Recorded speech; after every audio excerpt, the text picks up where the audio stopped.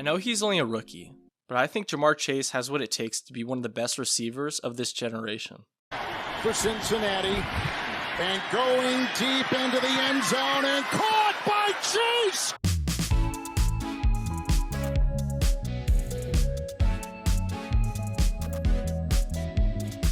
Just like his LSU bud and Justin Jefferson, Jamarr wasted no time to show that he was no joke. Although he was on the next level in Cincinnati, he wasn't by himself as he was with his former Q from LSU and Joe Burrow. But it wasn't as easy a transition as many would have thought.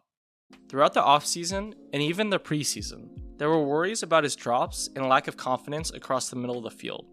Critics from all across the nation were doubting the former superstar's shot at being great on the next level.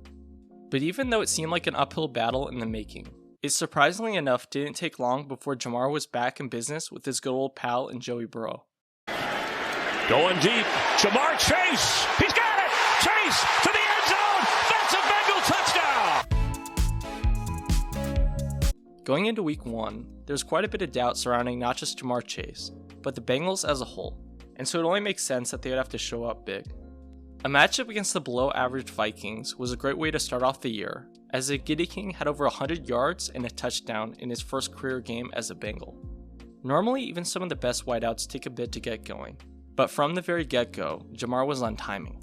Going into Chicago the following week seemed like a great way to continue doing his thing, but his performance was a bit lackluster. Although he had another touchdown, his under 60 receiving yards was not enough to help the team win as they floundered in the Windy City. Following such a disappointing outing, the Bengals went into Pittsburgh looking to prove that they were a different team from the previous year. A 24-10 victory behind 2 Jamarr Chase touchdowns was a great way to bounce back and establish Jamarr as a Rookie of the Year frontrunner early on and the Bengals as legit contenders. Although his 3-game touchdown streak ended the following week against Jacksonville, his nearly 80 yards was enough to help the Bengals improve to 3-1. By this point, not only had Jamarr proved that he could catch passes, but Cincinnati as a whole was playing much different than the previous year, and was quickly making their way back to the top of the division. Going up against Green Bay the following game was a test of just how much they had improved from 2020, and if Jamarr really was the real deal. Although he had by far his best game as a Bengal with over 150 yards and a touchdown, it just wasn't enough to take down discount Double Fett and the Packers as they lost in OT. Compared to their underwhelming 2020 season, the Bengals seemed different this year, and the close loss to Green Bay proved that they could hang with some of the best in the league. Although my man was performing at a close to unheard of pace, Jamarr kept it up with yet another solid game against Detroit with nearly 100 in a 34-11 clapping of the Lions. After the softball game in Detroit, the Bengals faced another test against Baltimore, but Jamarr was on demon timing. Good blocking on the screws, Chase. Found the, oh, there he goes! His over 200 yards was enough to smoke the Ravens by over 3 touchdowns as the Bengals improved to a 5-2 record, and upon that became the top dogs in the AFC North for the first time in what seems like forever. At this point, Jamarr and Cincinnati as a whole were on the top of the world and looking unbeatable going against the New York Jets. Although they had recently beat some of the best teams in football, they were no match for the Jets as Jamarr's under 40 yards was not enough to beat one of the worst teams in football as they lost 34-31. Against the Browns the following week, the team once again floundered as they got clapped 41-16, and my man Jamarr struggled with under 50 yards as the Bengals made their way back down to reality. Over the next 4 weeks, the team split wins and losses as they improved to 7-6 behind some underwhelming play by Jamarr.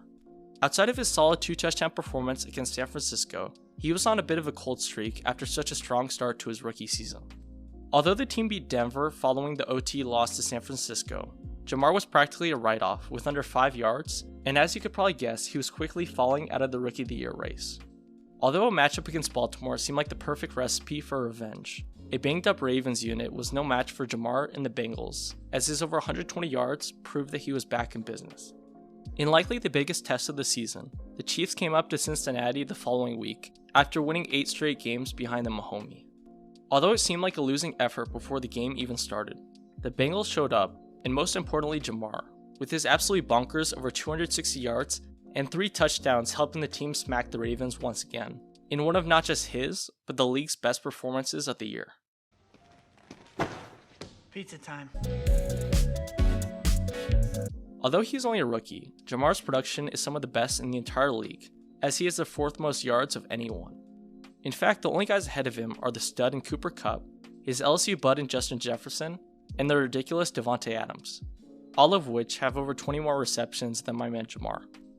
The only guy I could think of who has done something like this is his pal in Justin Jefferson, who is a unit in his own right. But nonetheless, it's rare for someone to go off on the next level in their first season. And what's even crazier is the fact that both Justin and Jamarr have done it back to back after being on the same LSU team. I don't know if Jamarr has what it takes to be better than his LSU bud, but either way, I think the two are quickly making their way to the top of the NFL. Anyways, now that the Bengals have clinched the AFC North, they are making their way to the playoffs in the first time in a hot second. And so if Jamarr and the Bengals can show out there, then it could be the beginning of one of the next dynasties in football. Jamarr Chase may be new to this whole NFL thing, but I gotta say, he's pretty darn good at it.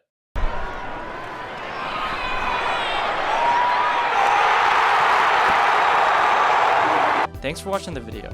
If you guys enjoyed, make sure to subscribe, like, and comment down below what stuff you want me to make next. But anyways, see you all soon and peace out.